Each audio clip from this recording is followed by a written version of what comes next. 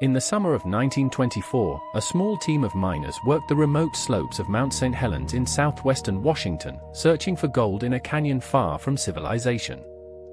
On a July night, something emerged from the forest that would shatter their understanding of what inhabited those mountains. The operation was led by Fred Beck, an experienced prospector who had staked his claim alongside his brother and a handful of others. They excavated rock and sifted for ore in isolation.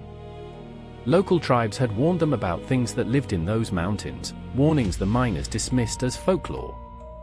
Days before the attack, Beck and another miner spotted something watching them from the forest. A massive, ape-like figure standing upright, covered in dark hair. It moved with an unsettling, human-like gait. Beck raised his rifle and fired. The creature vanished without a sound. That night, as darkness settled over the canyon, the miners barricaded themselves inside the cabin.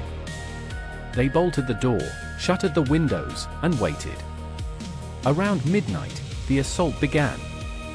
Heavy stones struck the cabin walls with tremendous force, not random impacts, but targeted, deliberate throws. The barrage continued for hours.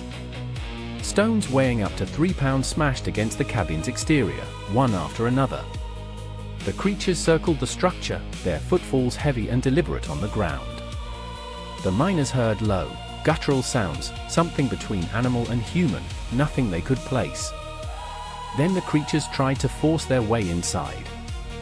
One of them pounded at the door, clawing and splintering the frame with brutal strength. The miners fired their rifles through the walls and door, desperate to drive the things back. The assault did not stop. The siege lasted until dawn. As the first grey light crept into the canyon, the creatures fell silent and withdrew into the forest. The miners emerged exhausted to find their cabin battered, the ground littered with stones, the walls gouged and splintered. Whatever had come for them was gone. When the story reached authorities, skeptics dismissed it as panic or exaggeration. Some suggested the miners had fired on each other in the darkness.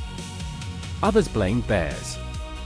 But the physical evidence contradicted those explanations, the volume of stones, their size, their trajectories. No known animal behaves that way. The Ape Canyon incident remains one of the earliest documented Bigfoot encounters in North America. No creature was ever identified or captured. The beings were never seen again in that canyon. But those who know the story are left with the same haunting question: what would have happened if the door had given way? The Ape Canyon incident remains unexplained. Witnesses reported it truthfully, and science has never answered what they faced. Do you believe what you just witnessed? If not, tell us why in the comments below. And if this story sent a chill through you, like and subscribe to WT Historical. There are darker mysteries still to come.